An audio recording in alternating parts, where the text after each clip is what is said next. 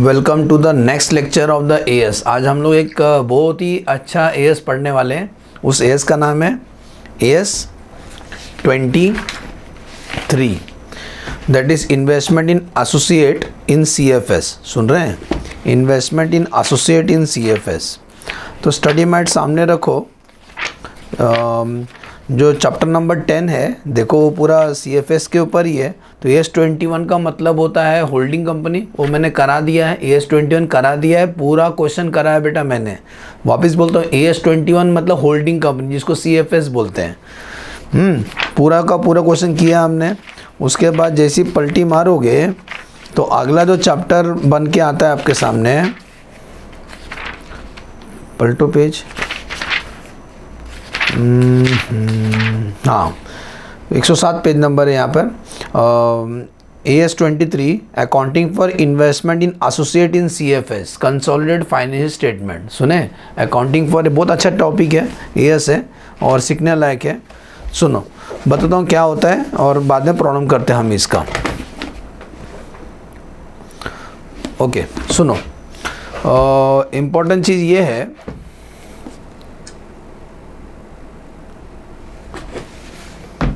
हाँ तो टॉपिक पे आते हैं। AS 23 बेटा, AS 21 हो गया, बोल दिया मैंने, होल्डिंग कंपनी है। अब हम करने जा रहे हैं AS 23। इसका नाम है investment in associate in CFS।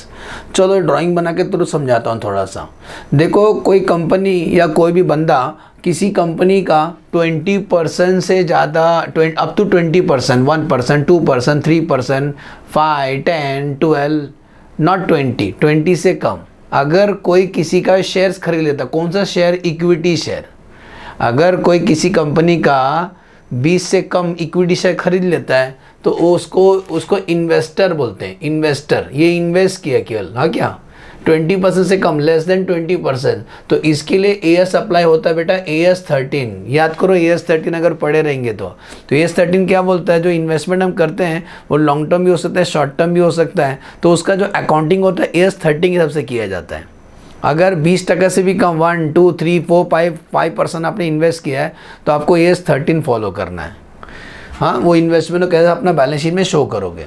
अगर ये सेम कंपनी, एक कंपनी ने 20% या उससे ज़्यादा खरीद लिया, 20% ज़्यादा लेकिन 50 से कम, 20% या उससे ज़्यादा खरीद लिया B का शेयर, तो ये क्या बन जाएगा? तो ये बन जाएगा एसोसिएट बन जाता है।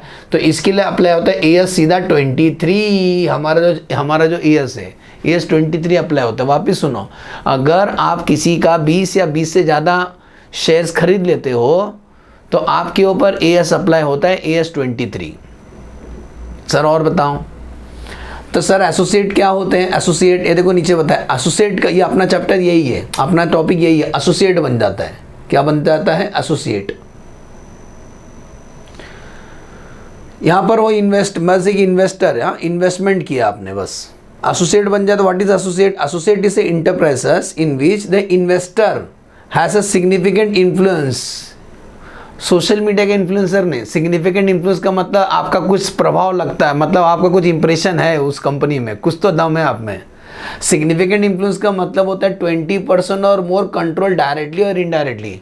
डायरेक्टली आप खरीदो या इनडायरेक्टली किसी के थ्रू खरीदो। मतलब मैंने यहाँ खरीदा 10% और इनडायरेक्टली मेरा एक कंपनी है, सब्सिडरी कंपनी, उसके थ्रू मैंने खरीदा 15%, तो चलेगा। डायरेक्टली खरीदो या इनडायरेक्टली खरीदो। तो वही बोलता है 20% या उससे ज़्यादा आपने खरीद लिया तो एसोसिएट बन जाएगा, आपके ऊपर अप्लाई होगा AS 23। ये लिख लेना। तो it is an enterprises in which investor है significant influence and which is neither, ना वो सब्सिडरी कंपनी मतलब AS 21 वाला नहीं है, नॉर वो जॉइंट वेंचर ऑफ इन्वेस्टर है जो AS 27 आगे पढ़ने वाले, ठीक है ना। ये सब्सिडरी है, ना वो इन्वेस्टर कंपनी जॉइंट वेंचर वाला, तो उसको बोलते हैं एसोसिएट। सिचुएशन चेंज, अगर A ने ऐसी खरीदते गए और एक दिन A ने मोर देन 50% शेयर खरीद लिया B का, तो ये बन जाएगा सब्सिडरी कंपनी और ये बन जाएगा होल्डिंग कंपनी। इनको CFS बनाना है किसके हिसाब से? एज पर AS 21, समझे? तो AS21 हमने पढ़ लिया है, AS13 हमने पढ़ लिया, आज हम लोग पढ़ने जा रहे हैं AS23। ठीक है, समझा है? ड्राइंग समझा, लिख लेना अच्छे से। तो व्हाट इज AS23? अगर 20% ज़्यादा आप किसी कंपनी का शेयर खरीदते हैं तो आपके ऊपर AS23 अप्लाई हो जाएगा। और AS23 कुछ बोलता है कैसा प्रेजेंटेशन करना है बैलेंस शीट में। तो सुनो, सबसे पहला वर्किंग आपको मोस्ट इंपॉर्टेंट हर क्वेश्चन में निकालेंगे, कैलकुलेशन ऑफ गुडविल है कि capital reserve. Sir what is goodwill, capital reserve? अगर मैंने किसी कंपनी का शेयर खरीदा है तो मुझे वो सस्ते में पड़ा है कि महंगा पड़ा? अगर आपने किसी कंपनी का एग्जांपल 10 लाख का शेयर्स आपने उसको 12 लाख में खरीदा तो कुछ ज़्यादा पैसा दिया ना, ज़्यादा पैसा दिया। 10 लाख का शेयर है लेकिन आपने 12 लाख रुपए दिया, कुछ ज़्यादा दिया, 2 लाख। क्यों दिया? उसका रेपुटेशन होगा, उसका मार्केट में दम है, नाम है उनका, तो उसका गुडविल के वजह से दिया। 10 का 12 दिया मतलब नुकसान है आपका, तो आप वो गुडविल लिखते हैं। लेकिन 10 लाख का कंपनी का शेयर्स खरीदा आपने, सस्ते में खरीदा, 9 लाख का खरीदा, तो 1 लाख का मुनाफा हुआ तो कैपिटल रिजर्व बोलते हैं। ठीक है, आते हैं। तो सबसे पहला वर्किंग इस एएस में आपको बोलते हैं, एक सिचुएशन देंगे कंपनी का, बोलेंगे बताओ बेटा कैलकुलेशन ऑफ गुडविल है कि कैपिटल रिजर्व। तो जरा ध्यान देना, इसको मैं एरेस नहीं करूंगा, रखूंगा। तो कैलकुलेशन गुडविल है कि कैपिटल, दोनों नहीं होगा, दोनों में से एक ही होगा। तो पहले क्या करने का, share in the value of the net asset. देखो अगर मैंने किसी कंपनी का 20% शेयर खरीदा तो बाकी 80% किसी और के पास है, मैं अपना सोच रहा हूँ मैं वो 20% कैसे शो करूं अपना बैलेंस शीट में। तो शेयर मेरा, तो शेयर 20% ही है, 20%। तो share in the value of the net asset. Sir what is net asset? Net asset दो तरीके से आता है, एसेट में से लायबिलिटी माइनस करो तो नेट एसेट आता है, या दूसरा लायबिलिटी अप्रोच। लायबिलिटी अप्रोच में क्या होगा, equity share capital plus all reserve. तो नेट एसेट दो तरीके से आता है, एसेट माइनस लायबिलिटी और डायरेक्टली कैपिटल, इक्विटी से कैपिटल प्लस ऑल रिजर्व। ठीक है, तो नेट एसेट, नेट एसेट्स का मेरा शेयर कितना है, मेरा उसमें शेयर कितना है वो लिखो, लेस इन्वेस्टमेंट, तुमने उसको कितने में खरीदा, लेस इन्वेस्टमेंट। लेकिन ये जो इन्वेस्टमेंट इसमें से प्री एक्विजिशन डिविडेंड लेस करने का, ये पढ़ने के लिए आपको दो हेल्प लेना पड़ेगा। या तो AS13 पहले पढ़ के आओ, उसमें समझाया हूँ। AS13 में पढ़ोगे तो उसमें समझाओ, नहीं तो AS21 पढ़ो, उसके अंदर समझाओ। प्री एक्विजिशन डिविडेंड क्या होता है, अगर आपने किसी कंपनी का शेयर्स खरीदा और आते आपको डिविडेंड मिल गया तो आपका मेहनत का पैसा नहीं है। मेहनत का पैसा किसको बोलते हैं, आप आए 1 जनवरी को और उसके बाद दिसंबर में कंपनी ने डिविडेंड दिया, ये आपका मेहनत है।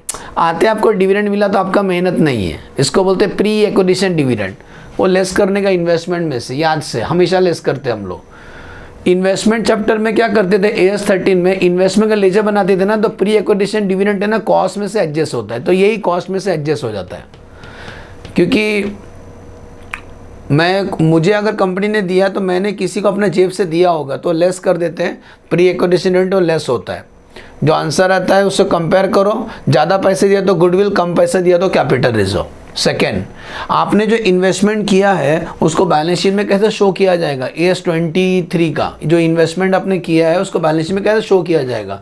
तो हेडिंग लिखा जाएगा कंसोलिडेटेड बैलेंस शीट एक्सट्रैक्ट है, या तो PPE प्रॉपर्टी प्लांट और इक्विपमेंट में टेंजिबल इंटेंजिबल लिखते हो, हाँ। उसके बाद नॉन करंट इन्वेस्टमेंट वो हाँ शो करना है। इन्वेस्टमेंट इन जो भी कंपनी, जैसे कि B में इन्वेस्ट किया तो लिख दूंगा investment in B limited. Share in the, आपको ना AS23 क्या बोलता है, मैं नहीं बोलता बेटा, AS23 बोलता है। AS23 बोलता है, आप पूरा डिटेल में बताओ इसको। AS23 बोलता है आप पूरा डिटेल में बताओ आपका इन्वेस्टमेंट। आप केवल इन्वेस्टमेंट मत लिखो, आप बताओ उसमें share in the net asset कितना है, गुडविल है कि कैपिटल रिजर्व। मतलब यही वाला पार्ट आपको फिर से लिखना है, ये वाला share in the net asset और एक गुडविल। मतलब इन्वेस्टमेंट डायरेक्ट नहीं लिखना है, share in the value of the net asset और गुडविल है कैपिटल रिजर्व। बाद में वो कंपनी ने उसके बाद कुछ प्रॉफिट डिक्लेयर किया रहेगा तो share in the profit add कर लेना। कुछ आपको उसमें से मिला रहेगा तो डिविडेंड रिसीव लेस कर देना। जैसा सोचो बेटा, किसी पार्टनरशिप में पैसा लगाए तो आपका कैपिटल है, कल वो पार्टनरशिप प्रॉफिट करे तो प्रॉफिट होगा तो कैपिटल अपना बढ़ेगा तो ऐड होगा, शेयर इन द प्रॉफिट। वो पार्टनरशिप ने आपको कुछ प्रॉफिट दिया रहेगा कैश फॉर्म में, तो डिविडेंड रिसीव्ड जो भी आपको देंगे, आपको शेयर कम हो जाए तो लेस डिविडेंड रिसीव लेस कर देना।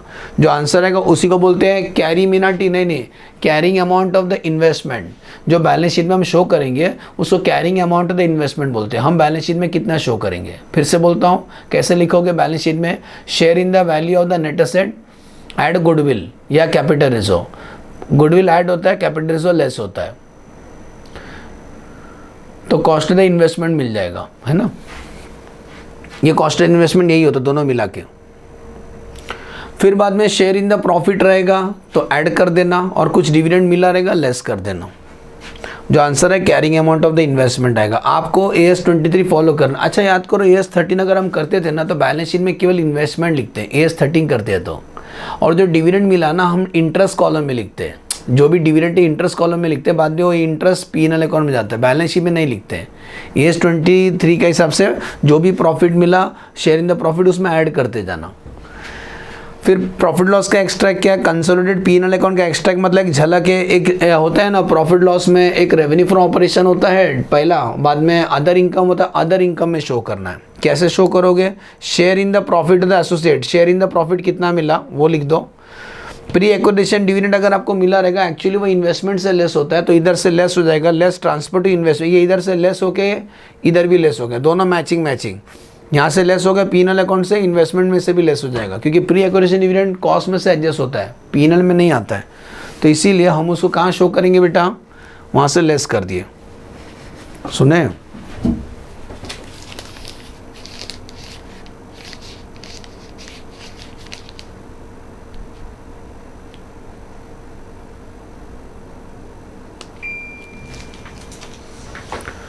तो सुनो, P&L का समझा, आपको जितना ही प्रॉफिट मिलेगा वो अदर इनकम में शो करना है। प्री एक्विजिशन डिविडेंड इधर नहीं आता P&L अकाउंट में, वो इन्वेस्टमेंट से लेस होता है, तो इसीलिए लेस ट्रांसफर टू इन्वेस्टमेंट। ये देखो यहाँ इन्वेस्टमेंट से लेस हो गया, ठीक है।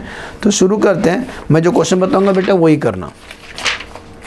पहला कुछ सिंपल केस वाला क्वेश्चन हो, पेज ओपन करो ना, जहाँ देखो लिखा रहेगा एप्लीकेशन और equity method. Case number 1 search करो, केस नंबर 1 सर्च करो, या पेज नंबर 113 है। तो पढ़ूँ मैं केस नंबर 1, ये इरेज कर दूँ, ये सब लिख लिया आपने। हमारा चैप्टर AS23, हाँ AS23 हम लोग करने वाले हैं, बहुत इजी। तो AS23 में जो भी हम इन्वेस्टमेंट करेंगे उसको कैसा गुडविल कैपिटल से निकालेंगे, बैलेंस शीट में कैसा शो करें, कैरी अमाउंट, यही आपको पूछते हैं। चलो मैं पढ़ता हूँ, ध्यान देना। पढ़ो केस नंबर 1 पढ़ो।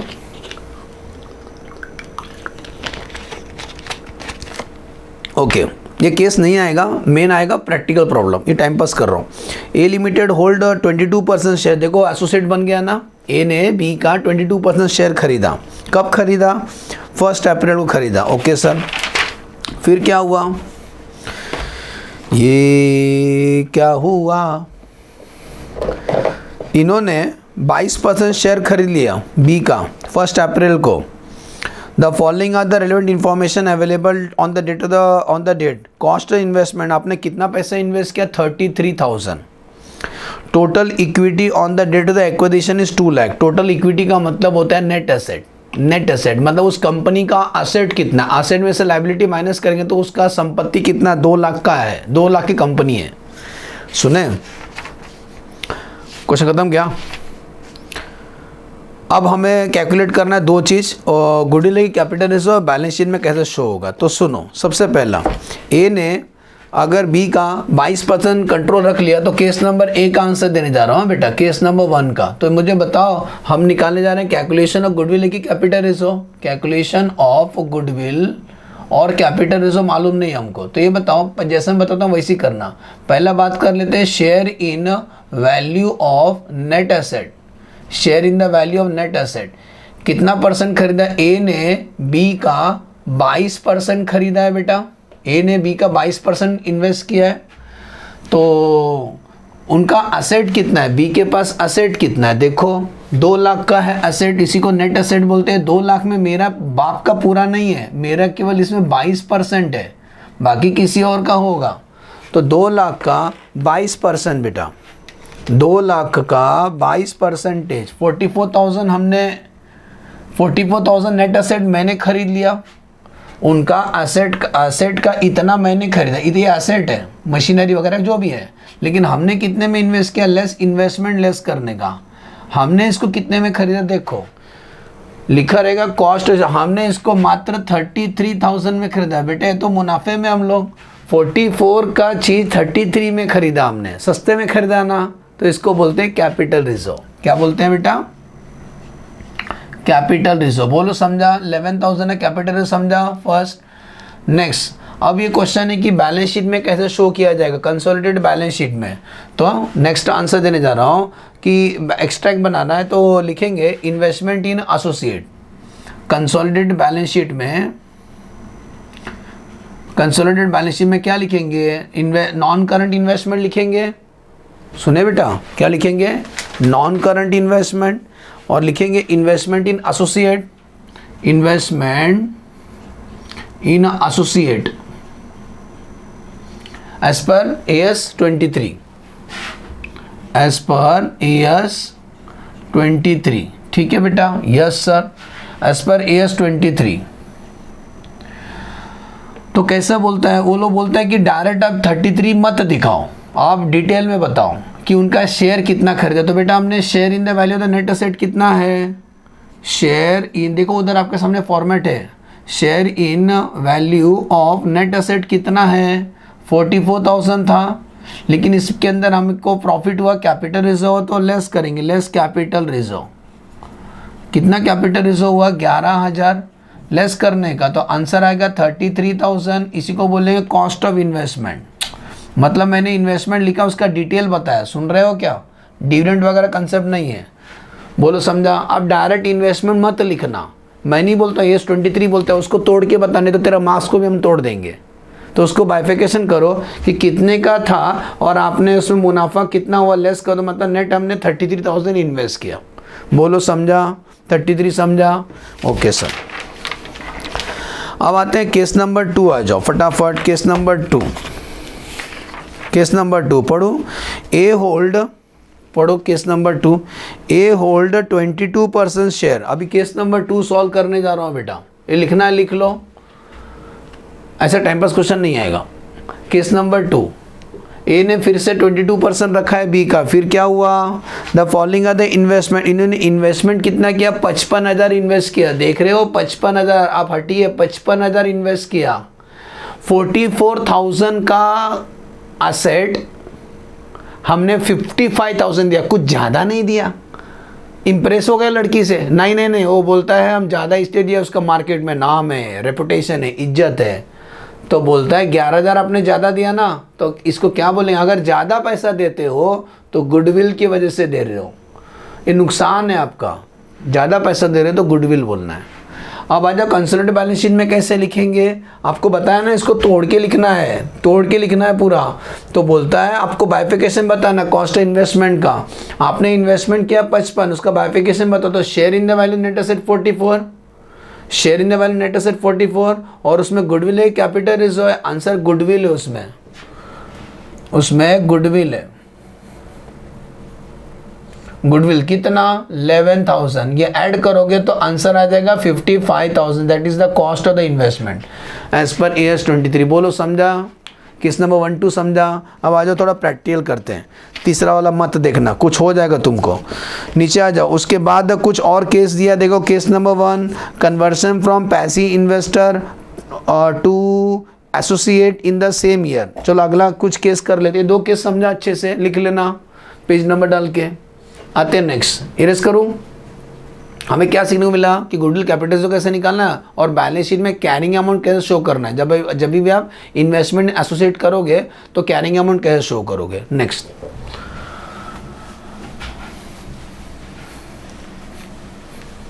अब आते हैं वापस, कुछ केस और है, हेडिंग लिखता हूं मैं ताकि आप उसको ढूंढ लो। हेडिंग लिखा है case number 1, case number 1, conversion from passive investor, पहला पैसिव इन्वेस्टर थे टू एन एसोसिएट बन गया। अभी आप to an associate in the same year, सुन रहे हो, इन द सेम ईयर, मतलब इसका मतलब क्या, पहले शुरू में नॉर्मल आप इन्वेस्ट किए थे, आप 20% से भी कम में इन्वेस्ट किए थे, कुछ समय के बाद मौका देख के आपने फिर से खरीदा, अभी आप एसोसिएट बन गए, एसोसिएट का रिलेशन हो गया। ओके, वो भी दोनों सेम ईयर में हुआ। तो चलो बताते हैं कैसा करना है। फिर ऐसा केस में आपको 2 बार वर्किंग करना पड़ेगा। तो लेट अस स्टार्ट, पढ़ते हूँ मैं। ए लिमिटेड एक्वायर 10%, देख रहे हो 10% है, 20 से तो कम है। ए ने 10% स्टेक खरीदा बी का ऑन 1 अप्रैल, देखो 1 अप्रैल को 10% खरीदा, मन में याद रखो, फर्दर 15% अक्टूबर में खरीदा। तो ध्यान देना क्या बोलता है, 1 अप्रैल को उसने 10% खरीदा और 1 अक्टूबर को ये एक बार 1 अप्रैल को खरीदा, 1 अप्रैल को 10% खरीदा, 1 अक्टूबर को, 1 अप्रैल को आपने 10% खरीदा और 1 अक्टूबर को आपने 15% खरीदा। तो एक बार पहले 10% खरीदा, बाद में 15% हो गया ना 20 के ऊपर, ऐसा। तो जब आप खरीदे थे तो उस टाइम पे इन्वेस्टमेंट कितना किए थे, 1 लाख और 1,45,000 cost of investment. Net asset जिस टाइम खरीदे थे उस टाइम में उनका नेट असेट था 1 अप्रैल को 8.5 लाख, 1 अक्टूबर को 10 लाख हो गया। नेट असेट चेंज होते रहता है, एसेट में से लायबिलिटी माइनस होता है। तो आ जाओ, पहले अपन 2 वर्किंग करेंगे। पहला 1 अप्रैल का करते हैं क्या बेटा, 1 अप्रैल का। 1 अप्रैल क्या करेंगे, कैलकुलेशन ऑफ गुडविल है कि कैपिटल रेज़ो है, सुन रहे हो, कैलकुलेशन ऑफ गुडविल है कि कैपिटल रेज़ो है। फिर इसमें केवल गुडविल ही सिखाना, गुडविल कैपिटल रेज़ो कैसे निकालने का ध्यान देना। तो पहला 1 अप्रैल का निकाला जाएगा, बताओ कैसे लिखने को सिखाया सर ने। पहला लिखेंगे share in the value of, heading लिखे क्या, गुडविल कैपिटल रेज़ो का। एक्चुअली वो तो आंसर आने वाला ही है अपना, हम डायरेक्ट निकालने जा रहे हैं। तो क्या लिखोगे, पहला share in value of net asset. तो मुझे बताओ कहाँ ढूंढो, नेट एसेट कितना था 1 अप्रैल को, इनका नेट एसेट है 8.5 लाख। तो 8.5 लाख पूरा मेरा नहीं है, मैंने तो केवल 10 अप्रैल को 10% खरीदा, तो 8.5 लाख का 10% मैंने खरीद लिया 85,000। लेकिन मैंने कितने में खरीदा, जल्दी बिक नहीं रहे थे, लेस कॉस्ट ऑफ इन्वेस्टमेंट। आपने उसको कितने में खरीदा, देखो 85,000 का आपने इन्वेस्टमेंट किया 1 लाख रुपए, 85 के जगह पे आपने 1 लाख रुपए, देखो ज़्यादा नहीं दिया। अगर ज़्यादा देते हो तो क्या बोलोगे, जल्दी बताओ, इज्जत नहीं, गुडविल। 15,000 इज द गुडविल, बोलो समझा। फिर आपने, ये आंसर है बेटा, ये आंसर है। फिर आपने कुछ समय के बाद फिर से 1 अक्टूबर को आपने 15% खरीदा, फिर से यही वर्किंग करेंगे, share in a value of net asset. What is the share in the value, उस टाइम पे अक्टूबर को नेट एसेट बदल गया था, 10 लाख हो गया था, देख लो, अक्टूबर को नेट एसेट 10 लाख हो गया था। 10 लाख का मैंने अभी कितना खरीदा, 15% खरीदा। तो 10 लाख का 15% 1,50,000। आपने कितना इन्वेस्ट किया वो लेस करना है, कॉस्ट ऑफ इन्वेस्टमेंट। आपने कितना इन्वेस्ट किया, आपने इन्वेस्ट किया 1,45,000। तो बेटा अभी आपने कम दिया तो कम दिया, तो कैपिटल रिजर्व बोलने का, सस्ते में मिला आपको 5,000। लेकिन सर साल का आखिरी को हमें बैलेंस शीट में शो करना पड़ेगा ना, गुडविल लिखे कैपिटल रिजर्व लिखे, तो बोलता है एक जगह लॉस हुआ है एक जगह प्रॉफिट हुआ है, तो आप बैलेंस शीट में नेट लिखने का। तो देयरफॉर नेट गुडविल आप शो करेंगे, नेट गुडविल कितना शो करेंगे, 15,000 माइनस 5,000, कितना शो करेंगे, 10,000 शो करेंगे। बोलो समझा, एक केस का समझा। यहाँ पे क्या सीखा हमने कि अगर आप पहला आप इन्वेस्टर थे बाद में एसोसिएट बन गए तो कैसा आप करोगे, 2 बार, जितना बार आप खरीदोगे उतना बार आपको वर्किंग करना पड़ेगा, और सब बाद में ऐड लेस कर देना। गुडविल रहेगा तो प्लस कर देना, गुडविल कैपिटल रिजर्व रहेगा तो लेस कर देना। आगे बढ़े, कैसी केस नंबर 2 आ जाओ, कन्वर्शन ऑफ प्रासी investor to associate in the same year. Same heading है लेकिन अभी जरा ध्यान देना, एक बार 10% एक बार 15% खरीदा है, करते हैं चलो सेम। और एक एग्जांपल करते हैं, इसी यही अमाउंट है क्या, हाँ सेम अमाउंट है, तो इसी में छेड़छाड़ करता हूँ, चलेगा ना, बस अमाउंट चेंज हो रहा है। तो सुनो बताओ, केस नंबर 2 कर रहा हूँ बेटा, केस नंबर 2 दिखाई दे रहा है आपको, केस नंबर 2 हेडिंग वही है, conversion passive investor to associate. Investor सब किस में जा रहे हो, एसोसिएट बन गए, आप बन गए हो सामने वाला इन द सेम ईयर। तो 1 अप्रैल को 10% खरीदा था, 10% खरीदा था। What is the cost of investment, कितने का खरीदे थे, 1 लाख का खरीदा, यहाँ पे इन्वेस्ट किया था 1 लाख, और इधर इन्वेस्ट किया, what is the cost of investment, यहाँ पर इन्वेस्ट किया था 1,55,000।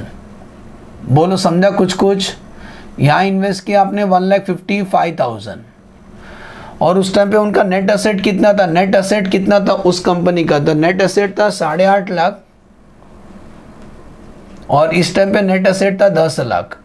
चलो बोर्ड पे देखो, क्वेश्चन मैंने पूरा लिख दिया, नेट एसेट तो उस कंपनी का होता है। तो बताओ मुझे, share in the value of the net asset, आपने 8.5 लाख का 10%, मैं सेकंड वाला क्वेश्चन ही कर रहा हूँ ना, हाँ, तो चेंजेस क्या है फर्स्ट और सेकंड में, हाँ बस वो सेकंड वाला अमाउंट चेंज हुआ, ये 55 हुआ, बस ये वाला चेंज किया उन्होंने, सुन रहे हैं, चलो ध्यान देना, फर्स्ट वाला share in the value of the net asset, 8.5 lakh का 8.5 लाख पूरा मेरा नहीं है, मैंने 10% खरीदा है, तो 8.5 लाख का 10% 85,000 मैंने खरीदा, मैंने कितने में खरीदा, 1 लाख का, तो गुडविल क्रिएट हुआ, कोई डाउट नहीं सर, ज़्यादा दिया इसलिए गुडविल, किस 1 अक्टूबर को आपने 10 लाख का 15% खरीद लिया, तो 1.5 लाख खरीदा, आपने इन्वेस्टमेंट कितना किया भैया जी, 155, आपने कुछ ज़्यादा दिया ना, एक 50 का एक 55 दिया, ज़्यादा दिया 5,000 ज़्यादा दिया, उसको क्या बोलेंगे, गुडविल, तो ये भी गुडविल, ये भी गुडविल, गुडविल स्क्वायर नहीं बन जाएगा, तो दोनों प्लस कर दें, तो गुडविल कितना शो करेंगे, 15,000 प्लस 5,000, आंसर बैलेंस शीट में गुडविल हम लोग 20,000 शो करेंगे एज पर एज 23, बोलो समझा, मैं तो अपना बेस्ट बताया बेटा, पलटी मारो। केस नंबर 3 मत करना, जब तक हम बोलेंगे तब तक नहीं करने का, एग्जाम में नहीं आएगा। अभी आ जाओ इलिस्ट्रेशन करते हैं, जिसका मुझे था इंतज़ार, तो इलिस्ट्रेशन 1 मेन बेटा एग्जाम में इलिस्ट्रेशन आएगा, ट्रस्ट करो ब्रिजेश सर के ऊपर, भाई साहब मैं इतने साल से पढ़ा रहा हूँ, 2009 में सीए बन गया तभी से पढ़ा रहा हूँ, मैं पहचानता हूँ आईसीए क्या पूछती है, ठीक है। चलो अब सब लोग आ जाओ, इरेज कर दूँ, लिख लो। अभी हमने यहाँ तक अभी यही सीखा कि गुडविल कैपिटल रिजर्व कैसे निकालने का और बैलेंस शीट में तोड़ के दिखाने का इन्वेस्टमेंट को, ठीक है। अभी ये सीखेंगे अभी आगे, हाँ इरेज करता हूँ। अब यहाँ से जो मैं पढ़ाऊँगा बेटा वो एग्ज़ाम में आने वाला है, ये भी सीखना था, ये सीखोगे तभी तो हार्ड क्वेश्चन कर पाओगे, ऐसा नहीं कि नहीं करने का है। चलो सो अभी हम पढ़ने जा रहे हैं बेटा जी illustration 1।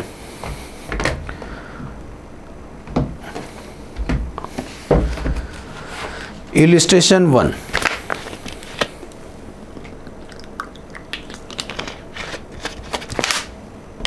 Okay. A limited acquire मिला सबको, इलिस्ट्रेशन 1 111 पेज नंबर पे है। A limited acquire 45% of B, wow, A ने बी का 45% खरीद लिया, मतलब 20% से ज़्यादा ये एसोसिएट बन गए। फर्स्ट अप्रैल कर देता, प्राइस पेड इज 15 लाख, मतलब कितने में खरीदा, 15 लाख रुपए का खरीद लिया। द फॉलोइंग है the balance sheet extract of B का, बी का एक्सट्रैक्ट दिया, बी के पास paid of capital security, sir क्यों दिया है बेटा, नेट एसेट निकालने के लिए। नेट एसेट 2 तरीके से निकलता है, एसेट में से लायबिलिटी माइनस कर दो या इक्विटी से capital plus all reserve. B limited report करता है कि उनको नेट प्रॉफिट हुआ है 3 लाख का, उन्होंने 1 लाख रुपए डिविडेंड बांट दिया है, 3 लाख कमाए थे वो लोग, सुन रहे हो, 3 लाख बोलता कमाए थे, उसमें से 1 लाख बांट दिया डिविडेंड में। Calculate the amount at which investment in B limited should be shown in the consolidated balance sheet of A limited as on 31 March. 31 March को कैसे शो किया जाएगा, देखो होल्डिंग रिलेशन होता है ना, तो हम पूरा का पूरा बैलेंस शीट अपने अंदर ट्रांसफ़र कर लेते हैं, उसका असेट, उसका लायबिलिटी, और बाकी जो थोड़ा किसी और के पास है माइनॉरिटी में दिखाते हैं, लेकिन हमारा सब्सिडरी का रिलेशनशिप नहीं हुआ होल्डिंग सब्सिडरी का, तो हम केवल इन्वेस्टमेंट में ही शो करेंगे, आपको सुने, इन्वेस्टमेंट में ही शो करेंगे। तो आ जाओ लेट अस स्टार्ट। तो सबसे पहला हम पहला निकालेंगे, वो बोलता है कि calculate the amount as investment in B limited should be shown, आपको ये पूछ रहा है, ये वाला पार्ट पूछ रहा है, सुने, लेकिन ये पार्ट बनाने के लिए पहले गुडविल कैपिटल से निकालना पड़ेगा हर क्वेश्चन में, तो ये पहला करेंगे। तो इलिस्ट्रेशन 1 करने जा रहे हैं, सुन रहे हो, इलिस्ट्रेशन 1, इलिस्ट्रेशन 1। तो इलिस्ट्रेशन 1 जो हम कर, हटा देना, आप समझ गए ना होशियार बच्चे। तो मुझे बताओ, पहला वर्किंग करेंगे कैलकुलेशन ऑफ गुडविल और कैपिटल रिजर्व, गुडविल लेके कैपिटल रिजर्व। तो अब पहला निकालेंगे share in value of net asset. Net assets उस कंपनी का है ना, उसमें अपना शेयर कितना है, तो मुझे बताओ, इक्विटी शेयर कैपिटल उनका है 10 लाख, सिक्योरिटी प्रीमियम में पैसा है 1 लाख, सब इक्विटी शेयर होल्डर का, रिजर्व एंड सरप्लस के अंदर पैसा है 5 लाख, तो सब प्लस के भाई साहब कितना हो गए, ये जीरो मेरा लास्ट का अच्छा क्यों नहीं बनता है, तो 5 6 16 लाख हो गए। ये है नेट एसेट बेटा, नेट एसेट तो बोलता है शेयर इन द, तुम्हारा नेट एसेट में कितना शेयर है, तो 16 लाख का, बोलो बोलो बोलो, 16 लाख का हमने 45% खरीद लिया, तो 16 लाख का 45% बताओ बेटा, 16 लाख का 45% निकालोगे तो 7,20,000 आएगा, मतलब 7,20,000 का नेट एसेट हमने खरीद लिया। सर हमने कितने में खरीदा, तो लेस, वो देखो उधर नज़र के सामने लेस इन्वेस्टमेंट। आपने इन्वेस्टमेंट कितना किया, देखो स्टार्टिंग लाइन में लिखा आपने 15 लाख रुपए में खरीदा, तो बेटा कुछ ज़्यादा नहीं दिया, 7,20,000 का चीज़ आप 15 लाख दे दिए, ज़्यादा दिए तो क्या बोलेंगे, गुडविल। तो कितना गुडविल सर जी, गुडविल आएगा 7,80,000। बोलो पहला समझा। हमें तो पूछा गया था कि कंसोलिडेटेड बैलेंस शीट में पुत्र कैसे लिखोगे, तो आ जाओ नंबर 2, कंसोलिडेटेड बैलेंस शीट का एक्सट्रैक्ट बना रहे हैं। कैरिंग अमाउंट क्या शो करेंगे, तो लिखेंगे इन्वेस्टमेंट इन कौन सा, सेम इन्वेस्टमेंट इन एसोसिएट, ये हेडिंग लिख के लिखेंगे investment in associate as per AS 23। तो क्या शो करेंगे, हमने बोला ना आपने जो पैसे इन्वेस्ट किया ना 15 लाख, उसको डिटेल में दिखाना, उसको डिटेल में बताना, डिटेल में। तो कैसे लिखोगे, share in the net asset दिखाना, डायरेक्ट 15 लाख नहीं लिखने का, मैं 15 लाख दिखा रहा हूँ कैसे लिखने का, पहले बताने का शेयर इन द, सच्ची का बताओ उनका एसेट कितने करता, तो share in value of a net asset 7,20,000, और आपने ज़्यादा पैसा दिया गुडविल का, वो अलग उसी में ऐड कर दो, गुडविल का पैसा दिया, समझ में आ रहा है, गुडविल का पैसा दिया। अब इसी को प्लस करो तो आपका कॉस्ट ऑफ इन्वेस्टमेंट बनता है, सुने क्या, इसी को प्लस करोगे तो कॉस्ट ऑफ इन्वेस्टमेंट, याद करो कॉस्ट ऑफ इन्वेस्टमेंट 15 लाख था, 8, 9, 10, 15 बरोबर क्या।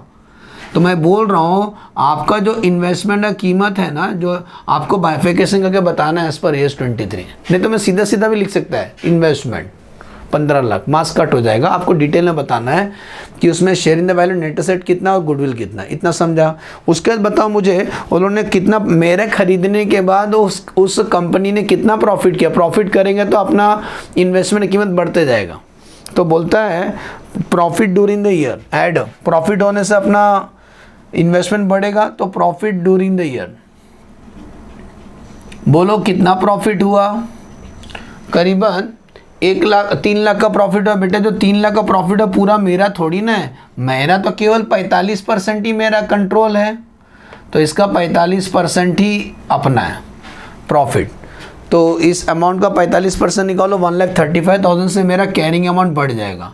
और अगर उन्होंने डिविडेंड दिया रहेगा तो कॉमन रिजर्व में से देंगे डिविडेंड वो लोग।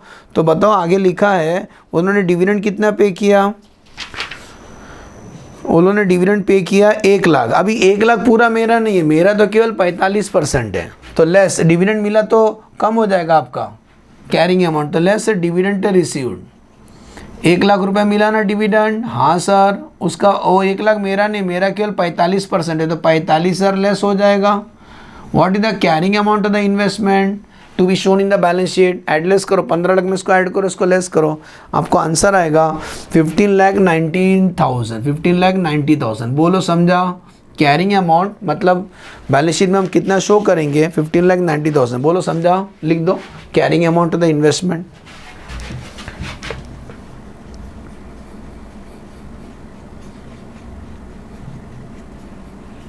बोलो अच्छे समझा बेटा, वापस मेमोराइज करो मैं क्या क्या बोला अभी, नहीं तो तुम पढ़ोगे नहीं, थोड़ा याद करो, हमको मत देखो।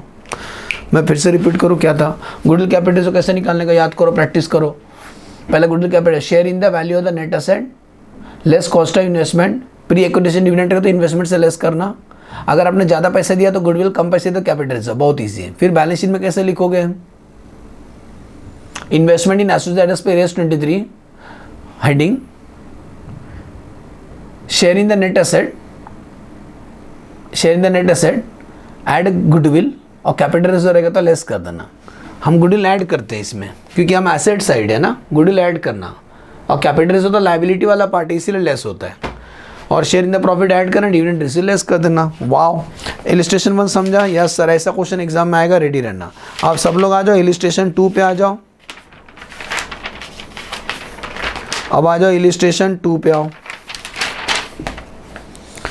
किधर है इलिस्ट्रेशन 2, मिला। ए ने, ध्यान देना, लगातार 4 साल का आपको कैरिंग अमाउंट निकालना। बहुत अच्छा क्वेश्चन, IMP लिखो इसको, इलिस्ट्रेशन 2 को सर्च करो किधर है। ए लिमिटेड, इसको इरेज कर दूं,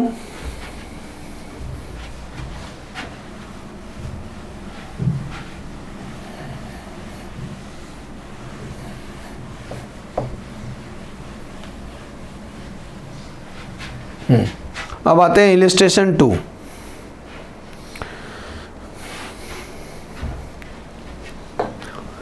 इलिस्ट्रेशन 2, ए ने 40% शेयर खरीदा बी का, देखो एसोसिएट बन गए। ऑन 1 अप्रैल खरीदा 10 लाख का, एक कॉस्ट ऑफ इन्वेस्टमेंट है। On that date B limited has 1 lakh equity share, 10 is fully paid और रिजर्व में इतना पैसा है, तो इक्विटी से कैपिटल रिजर्व प्लस करोगे तो आपको नेट एसेट मिल जाएगा उस बी लिमिटेड का, उसमें मेरा 40% है। ओके, डूरिंग 21-22, इसको 21-22 पढ़ रहा हूँ, मतलब इस 21-22 में बी को लॉस हुआ 10 लाख का, 10 लाख का लॉस हुआ।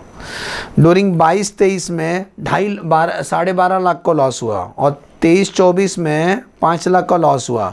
Show the extract of CFS consolidated balance sheet of BA limited in all the 4 date recorded on the above. 4 date कैसे सर? 3 दिख रहे मुझे। एक बार 1 अप्रैल का आपको अलग दिखाना है, एक बार 1 अप्रैल का, और बाद में ईयर एंडिंग दो है ना, ऐसा तो बताते हैं।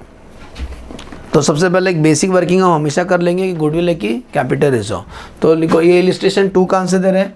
इलिस्ट्रेशन 2, कैलकुलेशन ऑफ गुडविल और कैपिटल, हमें अभी मालूम नहीं गुडविल होने वाला है कैपिटल रिजर्व होने वाला है। तो मुझे बताओ, वही लिखेंगे, share in value of net asset. मुझे बताओ नेट एसेट कैसा आएगा? Share capital plus reserve. तो शेयर कैपिटल है 1 लाख इंटू 10, 10 लाख प्लस 2 लाख, मतलब नेटवर्थ नेट एसेट है 12 लाख। तो 12 लाख में, समझ गया, 12 लाख डायरेक्ट लिख दो। 12 लाख का, सबको समझा, 12 lakh share capital plus reserve. 12 lakh का मैंने 40% खरीद लिया है, तो कैल्सी ले लो, कैल्सी का खेल है।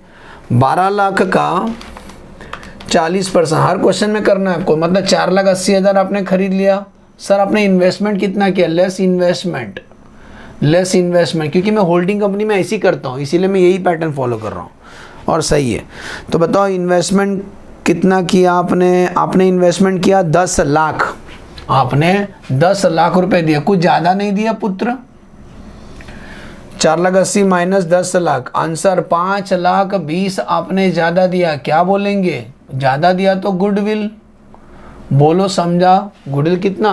5,20,000, फर्स्ट समझा। अभी हम सॉल्यूशन का आंसर देंगे। 4 डेट को आपको बताना है कि कैसे दिखाई देगा कंसोलिडेटेड बैलेंस शीट में। तो सबसे पहला date, point number 1, consolidated balance sheet as on 1 April 2000। कभी इन्वेस्ट किया? तो देखो इन्होंने 1 अप्रैल 2021 पकड़ रहा हूँ, 1 अप्रैल 2021 को कैसे दिखाई देगा? तो बताओ, मैंने बताया था ना कैसे लिखेंगे। हम लिखेंगे इन्वेस्टमेंट इन एसोसिएट। क्या लिखेंगे? Investment in associate as per AS 23। ध्यान देना प्रेजेंटेशन। क्या लिखेंगे? इन्वेस्टमेंट इन एसोसिएट,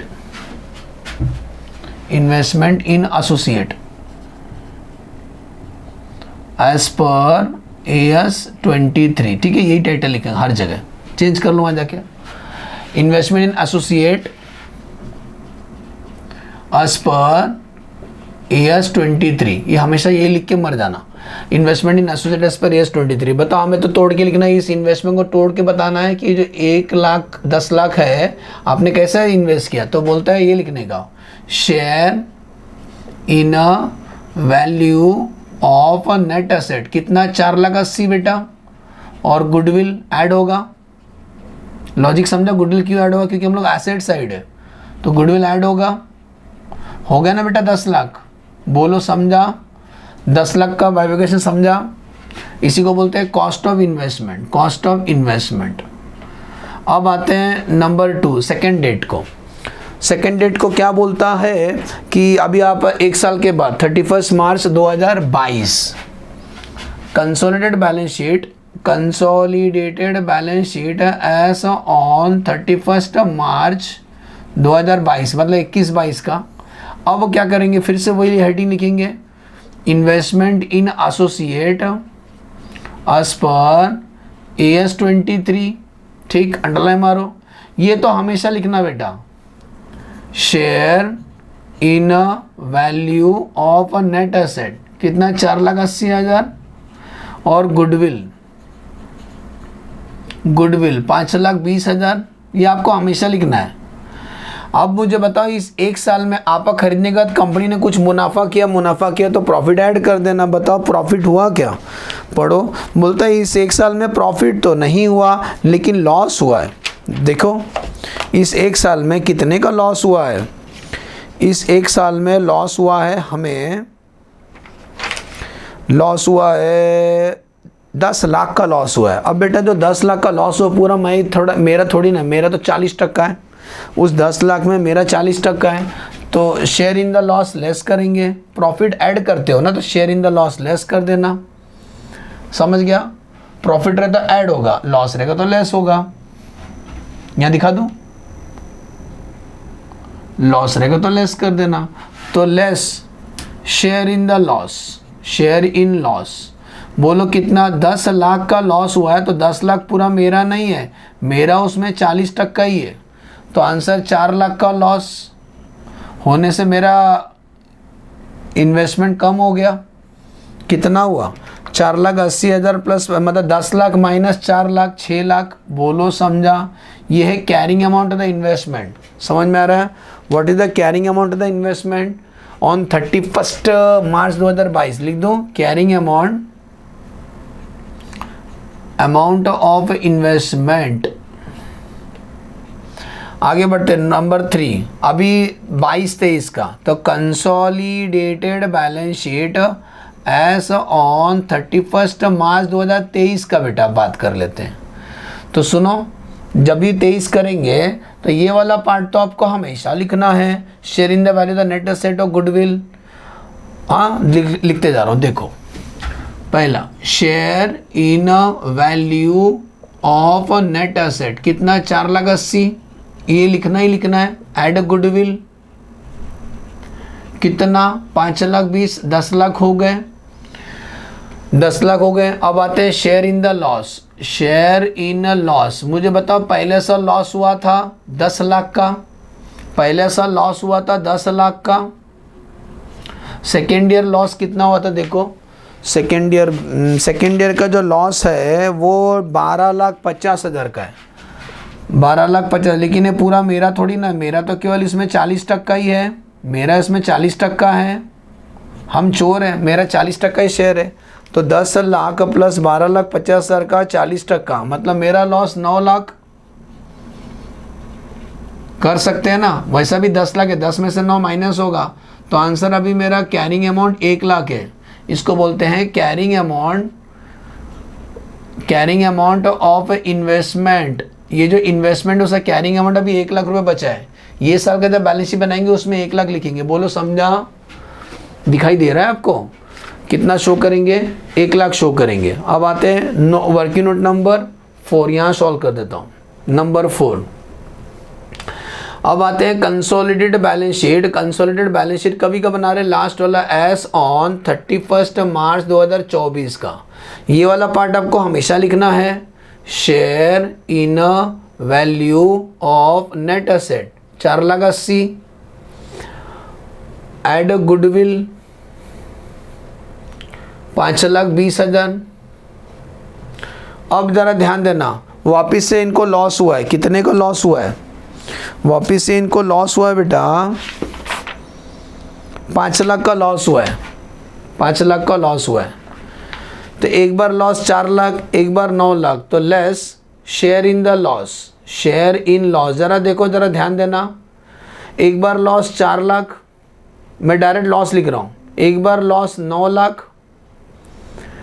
बेटा जी 4,80 प्लस 5,20 10 लाख होते हैं, और अभी ये लॉस कितना हुआ, अब ये लॉस कितना हुआ 5 लाख। तो 5 लाख में मेरा शेयर कितना है, 5 लाख का 40%, 2 लाख का लॉस ये साल हुआ है, 2 लाख का लॉस हुआ है। लेकिन मैं 2 लाख नहीं लिख सकता हूँ, मैं 1 लाख ही लिखूंगा। सर क्यों, क्या स्टार बना रहा हूँ, लॉस 2 लाख है, 40% share, 40% share, 40% share in loss come to 2 lakh. तो सर आपने 1 लाख क्यों लिखा? क्योंकि इन्वेस्टमेंट कभी माइनस में नहीं जाते हैं, इन्वेस्टमेंट माइनस में नहीं जाता है बेटा। ये दोनों प्लस कर 10 लाख होता है और तुम यहाँ 2 लाख लिख दोगे तो माइनस ज़्यादा होता है ना, चेक करो ना। 5 4 13 14 9 और 4 13 9 था ना, हाँ। तो एक सेकेंड, हम कहाँ गलती कर दिए। 9 4 4,80,000, ये 4 लाख और ये 5 लाख, हाँ 9 लाख,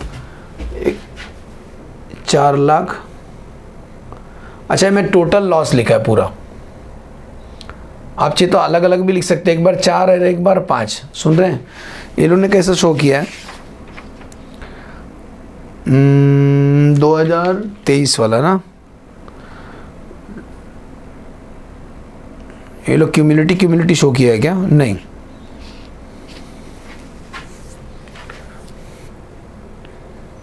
रुक जाओ, एक क्यूमुलेटी लिख दिया था मैंने।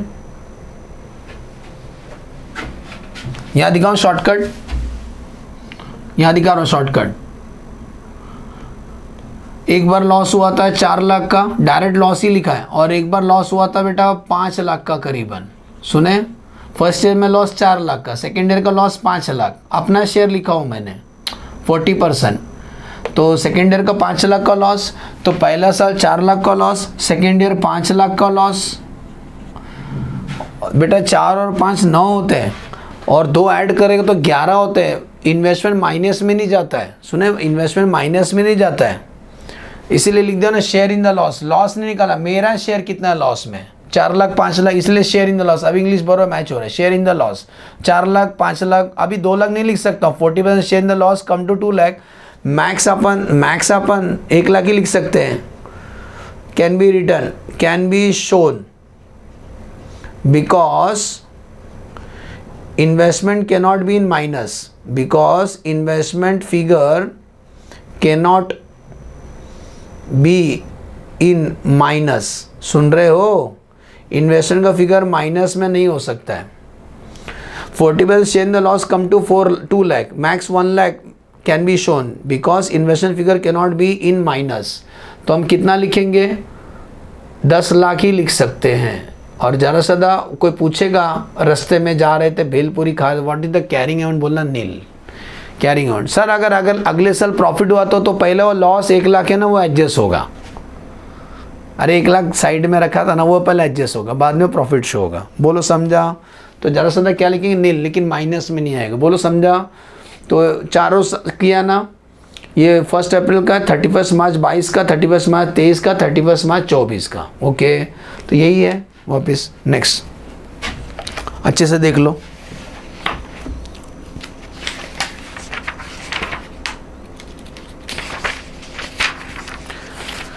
क्वेश्चन नंबर 8 खोलो ना, प्रैक्टिस क्वेश्चन का क्वेश्चन नंबर 8 बाद में 9। सुन रहे हो? प्रैक्टिस क्वेश्चन का क्वेश्चन नंबर 8 और 9 खोलो। इरेज कर दूं? अच्छे से देख लिए, स्क्रीनशॉट नहीं हो पाएगा उस ऐप में, लेकिन अच्छे से देख लो, लिख लो और प्रैक्टिस करना बेटा, आएगा एग्जाम में। इरेज करता हूं।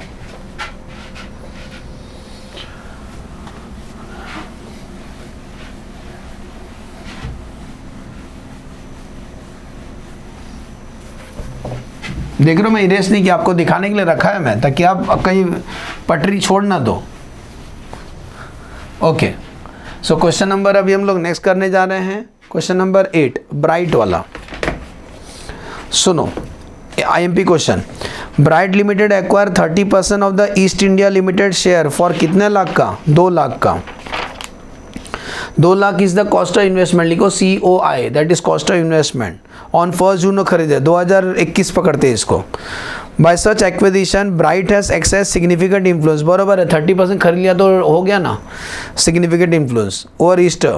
During the financial year 31 March 2021 east India ने प्रॉफिट किया था 80,000 और डिविडेंड डिक्लेयर किया 50,000 ऑन 12 अगस्त को। उस प्रॉफिट में से डिविडेंड डिक्लेयर किया, पिछला साल जो प्रॉफिट किए थे उस प्रॉफिट में से डिविडेंड डिक्लेयर किया, मतलब प्री एक्विजिशन डिविडेंड।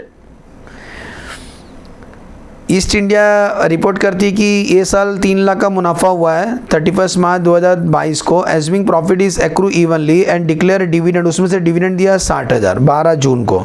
आपको 3 सवाल का जवाब देना है। सेपरेट फाइनेंस स्टेटमेंट बनाएंगे ब्राइट, क्योंकि ब्राइट ने इन्वेस्ट किया है, तो कैसे शो करोगे? कंसोलिडेटेड फाइनेंस स्टेटमेंट बनाएंगे ब्राइट का, तब कैसे शो करोगे? What will be the carrying amount on 30 June in the consolidated finance statement, carrying amount, ठीक है। तो पहले एक ड्राइंग के थ्रू जरा समझा देता हूँ और ये ज़्यादा समझेगा। देखो ऐसा कुछ ड्राइंग डेट है, तो एक डेट है, आप ये जो प्रॉफिट है 1 अप्रैल 2021 पकड़ लेते हैं इसको, 2021।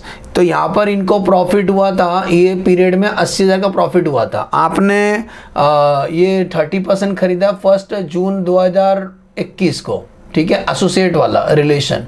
कितना 20% ने कितना रखे थे 30%, समझ में आ रहा है? आपने 30% ये डेट को खरीदा 1 जून को, एसोसिएट बन गए। फिर इन्होंने यहाँ का डिविडेंड यहाँ पर दिया, कभी दिया? आसपास कोई डेट दिया था ना, अगस्त समथिंग था, 12 अगस्त को डिक्लेयर डिविडेंड 50,000 ऑन 12 अगस्त। तो यहाँ पे डिविडेंड दिया, डिविडेंड रिसीव्ड, डिविडेंड मिला, वो भी कितना मिला? 50,000 मिला, 80 में से 50,000 दिया उन्होंने डिविडेंड। इसके बाद बोलता है ये 31 मार्च 2022 को लोगों ने प्रॉफिट कितना कमाया? 3 लाख का, 3 लाख अर्न, बोलो समझा? 3 लाख का प्रॉफिट कमाया वो लोग ने अर्न, उसमें से डिविडेंड दिया 60,000, वो बात का बात है। पहला फर्स्ट पार्ट कर लेते हैं। तो पहला बात बोलता है कैरिंग अमाउंट शो करो अगर सेपरेट फाइनेंस स्टेटमेंट बनाएंगे। तो point number 1, carrying amount of investment, answer question number 1 का answer, carrying amount of investment in a separate, बोला एक वर्ड बोला है बेटा, separate finance statement, separate finance statement अगर एज ऑन 31 मार्च 2022, तो अगर ऐसा बोलते तो AS 13 अप्लाई करने का, सेपरेट बोले ना बेटा तो AS 13 अप्लाई करने का, हाँ तो AS 13 अप्लाई करना। तो मुझे बताओ आपने पैसा, तो यहाँ पे डिटेल में नहीं बताना, आपको बस बताना है इन्वेस्टमेंट कितना किया। तो मुझे बताओ आपने कॉस्ट ऑफ इन्वेस्टमेंट कितना था आपका? कॉस्ट ऑफ इन्वेस्टमेंट ऑन 1 जून 2021 को आपने इन्वेस्ट किया था, कितना पैसा इन्वेस्ट किया था? 2 लाख रुपए इन्वेस्ट किया था। और आपको मालूम है ना, आप आए, ये लोग ने जो डिविडेंड दिया ना, ये जो अभी डिविडेंड मिला ना, ये अभी का नहीं है, 1 अप्रैल के पहले का है। तो ये वाला जब तुम आते हो ना, उसके पहले का जो पीरियड होता है ना, सब प्री होता है। क्या होता है? प्री। जब तुम आते हो ना, उसका पहले का पीरियड प्री होता है, क्योंकि आपका मेहनत नहीं था और आपको कुछ ही दिन के बाद डिविडेंड मिला, ये आपका मेहनत का नहीं है। तो ये प्री एक्विजिशन डिविडेंड मिला है, तो प्री एक्विजिशन डिविडेंड रहेगा तो लेस होता है, लेस प्री एक्विजिशन डिविडेंड। वो कोई भी आप एस करो, 13 करो या 23 करो। तो 50,000 मेरा नहीं है, मेरा इसमें शेयर कितना परसेंट है? 30% है, मेरा इसमें शेयर 30% है। तो 50,000 का 30% डिविडेंड मिला होगा, 5 3 15, 15,000 लेस कर दो। ये रहा cost of the investment. Adjust करने के बाद कितना आएगा? 1,85,000। बोलो फर्स्ट क्वेश्चन का आंसर समझा। सेकंड क्वेश्चन का आंसर, सर अगर AS 23 अप्लाई करते थे तो AS 23 अगर अप्लाई करेंगे, कंसोलिडेटेड बनाएंगे, कंसोलिडेटेड, तो कैरिंग अमाउंट कैसे शो करेंगे? Carrying amount of the investment, number 2 carrying amount of investment in a consolidated finance statement on 31 March 2022। अभी क्या फॉलो कर रहे हैं? AS 23, हाँ क्या AS 23 फॉलो कर रहे हैं। तब क्या लिखेंगे? तो इसी को वापिस, ये तो वहाँ पर भी वही होने वाला है, ये वहाँ पर भी वही होने वाला है। लेकिन रुक जाओ, हमें ना इस क्वेश्चन में उनका ये नहीं दिया है, क्या बोलते हैं अपना बेटा, नेट एसेट नहीं दिया। देखो ढूंढ के बताओ। ईस्ट का हमने शेयर खरीदा ना, तो ईस्ट का नेट एसेट, अगर नेट एसेट देते ना, हम गुडविल निकाल लेते थे, गुडविल कैपिटल। जरा देखो ना,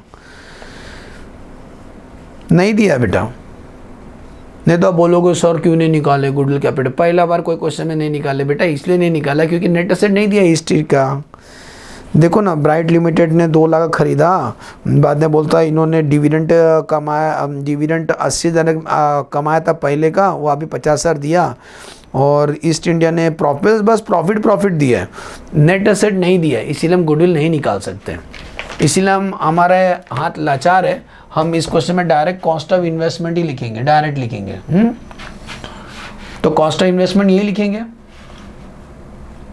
लेकिन कॉस्ट ऑफ इन्वेस्टमेंट लिखेंगे तो उसमें से वो लेस करना पड़ेगा, प्री एक्विजिशन डिविडेंड, तो बेटर इसी को खींच लेता हूँ, फिर से इसी को लेस कर, इसी को यूज़ करता हूँ, किसको यूज़ करना, इसी को लेस करना है ना, ये 185 को यूज़ करूँगा मैं फिर से। तो क्या बोलेंगे, carrying amount as per separate finance statement कितना आया था, 1,85,000, एक ही बात है, यहाँ पर भी लेस करते ही हम लोग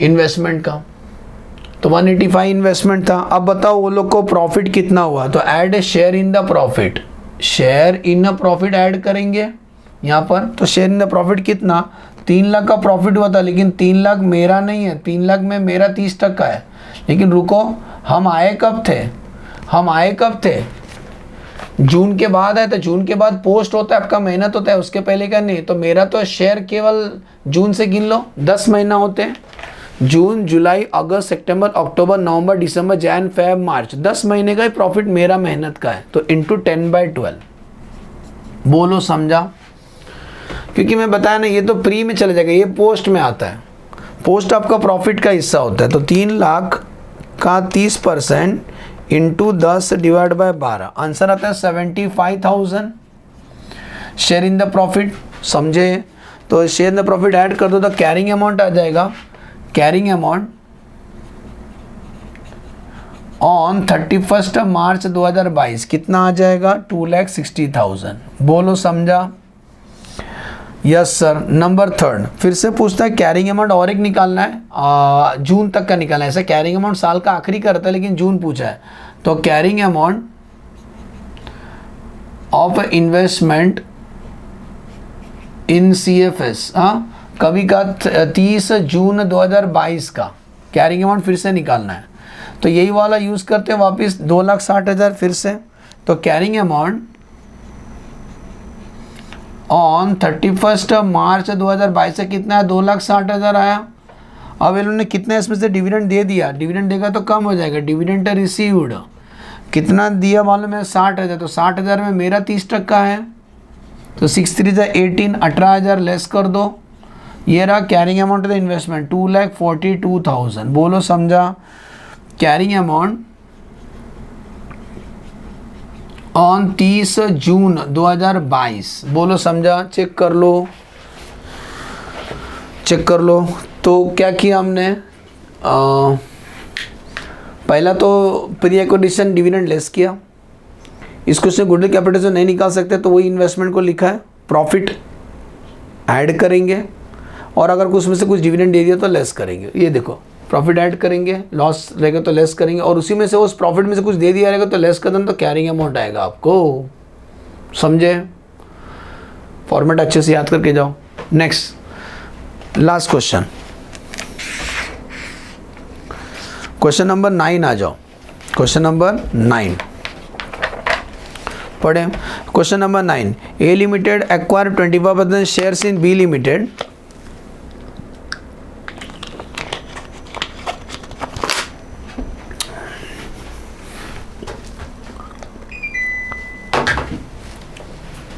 आप पढ़ो तब तक, 9 पढ़ो, हम अब भी सॉल्व कर देते हैं।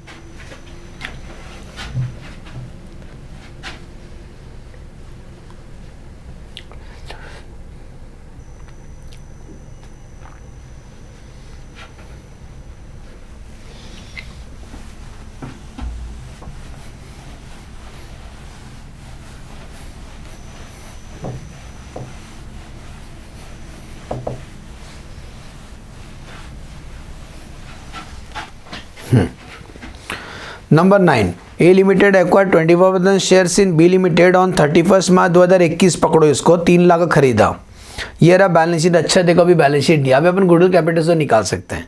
तो शेयर कैपिटल है, रिजर्व। देखो मैंने एक बार बताया था स्टार्टिंग में कि नेट एसेट दो तरीके से निकलता है, या तो एसेट में से लाइबिलिटी में। देखो एसेट क्या क्या, फिक्स रेट से इन्वेस्टमेंट है, करंट एसेट 10 लाख है, या तो लाइबिलिटी अप्रोच। लाइबिलिटी अप्रोच में शेयर कैपिटल रिजर्व चेक करो, देखो वो भी 10 लाख की है। तो कोई भी तरीके करो, नेट एसेट उसी को बोलते हैं। लिख लो, जो 10 लाख दिख रहा है ना ऊपर और नीचे, वो उसी को नेट एसेट बोलते हैं। तो during the year ending 31 March 2022 the additional information दिया है, A limited receive dividend from B limited for the year end 2021 का। 2021 का डिविडेंड हमको आप भी मिल रहा है, इसी को बोलते हैं प्री एक्विजिशन। क्योंकि तुम कब आए थे उनका डेट अंडरलाइन माना, ऊपर टेरिस में बैलेंस शीट में देखो अच्छे से, आप आए थे बरोबर बॉर्डर पे आए थे, बैलेंस शीट का डेट को आपने खरीदा है। और बेटा ये जो डिविडेंड मिल रहा है ना 1 अप्रैल का पहले का मिल रहा है, तो मतलब प्री एक्विजिशन। आप जब खरीदते हो ना उसके पहले का अगर डिविडेंड मिलता है, आप आए उसके पहले का डिविडेंड अब भी मिल रहा है, उसके पहले का डिविडेंड अब भी मिल रहा है, तो प्री एक्विजिशन उसी को बोलते हैं। तो पॉइंट नंबर 1 प्री, वो बोलता है डिविडेंड कहाँ से दिया, रिजर्व में से दिया। Point number B limited made a profit after tax 7 lakh का प्रॉफिट किया है। उन्होंने डिविडेंड कितना डिक्लेयर किया, 50% डिक्लेयर किया। A limited is preparing consolidated finance statement according to the AS 21। अच्छा ये क्यों लिखा है AS 21, क्योंकि याद करो एक चेन होल्डिंग होता है ना, एक चेन होल्डिंग टाइप का होता है। जैसा नहीं क्या, ए है, बी है, सी है। ए ने इसका 60% खरीद लिया, बी ने इसका कुछ खरीद लिया रहेगा, एग्जाम्पल अभी जो भी है, तो बी ने इसका 25% खरीद लिया और ए ने इनडायरेक्टली किसी और से खरीद लिया और 30%। तो बेटा ये भी सब्सिडरी बन गया, ए के लिए तो सब सब्सिडरी बन गया। ए होल्डिंग कंपनी, बी सब्सिडरी, ए सी सब्सिडरी। लेकिन ये लोग आपस में अभी फिलहाल इनको तो एसोसिएट कैप से बनाना पड़ेगा, लेकिन ओवरऑल होल्डिंग कंपनी हो गया है। ये होल्डिंग कंपनी बन गई, ये सब्सिडरी, वो AS 21 के लिए। लेकिन अभी फिलहाल AS 23 के लिए हम ये सोचना है, ये पार्ट सोचना है। इसीलिए बार बार बोलते हैं कंसोलिडेटेड, क्योंकि मैंने अगर बी को टेक ओवर कर लिया, बी ने सी को टेक ओवर, क्योंकि सी को मैंने इनडायरेक्टली टेक ओवर किया। यहाँ 25 और इधर 30 हो गया ना 55, तो ये मेरे बच्चे दोनों। तो इसीलिए बार बार ये शब्द यूज़ किया जाता है। कंसोलिडेट में के लिए करना है, कंसोलिडेट के लिए कर रहे हैं हम लोग, हाँ कंसोलिडेट। तो अभी फिलहाल हम लोग AS 23 कर रहे हैं। तो बोलता है पहला आपको बताना गुडविल कैपिटल रिजर्व, बी को टेक गई तो अपना फेवरेट काम है। दूसरा how B A limited will reflect the investment, carrying amount बताना है। और how the dividend is shown in the finance statement, वो P&L अकाउंट में शो करना है। चलो तो सबसे पहला फटाफट करते हैं कैलकुलेशन ऑफ गुडविल की capital reserve. Point number 1 calculation of goodwill और कैपिटल रिजर्व। बताओ याद से वापस, share in the value of net asset. Net asset 10 lakh का दिखाई दिया तुमको, आपने कितना खरीदा, आपने कितना परसेंट खरीदा, 25% खरीदा। तो निकालो इसका 25%, 10 लाख का 25% आएगा 2.5 लाख।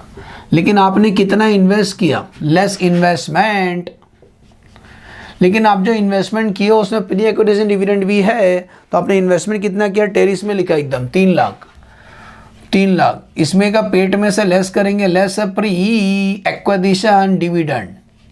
तो डिविडेंड कितना दिया मालूम है वो लोग ने, रिजर्व का 40% निकालो ना, 5 लाख का 40%, 2 लाख दिया होगा।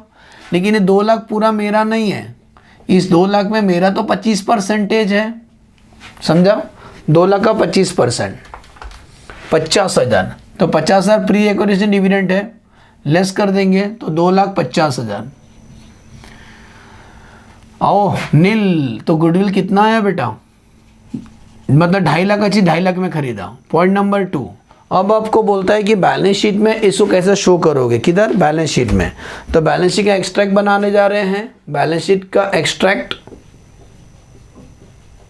कभी का बनाने जा रहे हैं, 31 मार्च 2022 का। वही लिखेंगे investment in associate, investment in associate as per AS 23। कैसे लिखेंगे, तोड़ के लिखेंगे। आपको बताना है कि share in the value of the net asset कितना है। शेयर, ये बार बार बताया, share in value of net asset कितना है, 250 है। और गुडविल है क्या, गुडविल लगा तो ऐड करना, क्योंकि हमारे balance sheet side asset side है, तो गुडविल ऐड करना। तो गुडविल कितना, गुडविल है ही नहीं, नील। तो कोई बात नहीं शो कर, ये आपका कॉस्ट ऑफ इन्वेस्टमेंट हो गया बेटा, फिर गुडविल नहीं है तो कॉस्ट ऑफ इन्वेस्टमेंट अपना यही हो गया, कॉस्ट ऑफ इन्वेस्टमेंट कितना 250, और इसमें प्रॉफिट रहेगा तो ऐड करना शेयर इन द प्रॉफिट। बताओ शेयर इन द प्रॉफिट कितना बोलता है, आप खरीदने के बाद 7 लाख कंपनी ने कमाया, 7 लाख। देखो ना 2022 का दिया है, 22 का, तो ये हम जो बना रहे 2022 का बना रहे बेटा जी, सुने 2022 का, वो 21 का था। तो 22 में 1 साल के बाद 7 लाख कमाया तो add share in the profit, share, लेकिन share in the profit 7 lakh है, पूरा 7 लाख मेरा नहीं है, वो 7 लाख में मेरा कितना परसेंट है, 25%। तो 7 लाख का 25% बताइए, 1,75,000 ऐड किया जाएगा share in the profit. Add करो, this is the carrying amount of the investment 4,25,000। बोलो समझा, carrying amount of the investment जो बैलेंस शीट में शो करेंगे। अब और एक चीज़ पूछा है, कंसोलिडेटेड पी&एल अकाउंट में क्या शो करेंगे, कंसोलिडेटेड पी&एल अकाउंट में यह दिखाई दे रहा है, ये वाला इसी में लिख देता हूँ। तो कंसोलिडेटेड पी&एल अकाउंट इधर शो किया हूँ, अदर इनकम में शो किया, what is the share in the profit associate 1,75,000 बरोबर। और प्री एक्विजिशन डिविडेंड कितना था, 50,000 था। इसको हम ट्रांसफर कर देंगे इन्वेस्टमेंट में, तो प्री एक्विजिशन डिविडेंड यहाँ से नील हो जाएगा। सुने, तो 1,75,000 हम लोग शो करेंगे कंसोलिडेटेड पी&एल अकाउंट में। एज्यूम करता हूँ अच्छे समझा, मैंने स्टडी मैट का क्वेश्चन कर दिया जो जो मोस्ट इंपॉर्टेंट था। इसी को जो मैं बताऊँ इसको प्रैक्टिस करो बेटा, सेम एग्जाम में आएगा नंबर चेंज करके। तो जाते जाते फिर से रिपीट करते हैं, ये जो AS है AS 23 इसमें क्या याद रखोगे, वापस रिपीट करो मेरे साथ एग्जाम में जाने से पहले।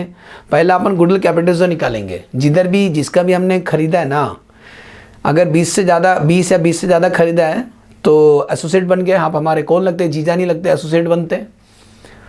तो मैंने इसको खरीदा ना, मुझे प्रॉफिट है का लॉस हुआ, तो कैसे निकालने का, share in the net asset less cost of the investment, और कॉस्ट ऑफ इन्वेस्टमेंट में प्री एक्विजिशन डिविडेंड लेस कर देना, और कंपेयर करो। अगर आपने पैसा ज़्यादा दिया है तो गुडविल है, पैसा कम दिया तो कैपिटल है। एक बार वो हो गया तो फिर बैलेंस शीट में कैसे शो करेगा, तो बैलेंस शीट में कैसे लिखेंगे, investment in associate as per AS 23, share in the value net asset, goodwill रहेगा तो ऐड करना, कैपिटल रिजर्व रहेगा तो लेस करना, कॉस्ट ऑफ इन्वेस्टमेंट आएगा उसमें क्या ऐड करोगे, share in the profit add करना, शेयर इन द लॉस रहेगा तो लेस करना, और कुछ डिविडेंड उन्होंने दिया रहेगा तो लेस कर देना। जो आंसर रहेगा that is the carrying amount. ये सिलसिला चलते रहेगा। एज्यूम करता हूँ बेटा लेक्चर अच्छे समझा, फ्रेंड लोग से रेफर कर सकते हो लेक्चर परचेस करने के लिए। Okay, bye bye, thanks for watching the video.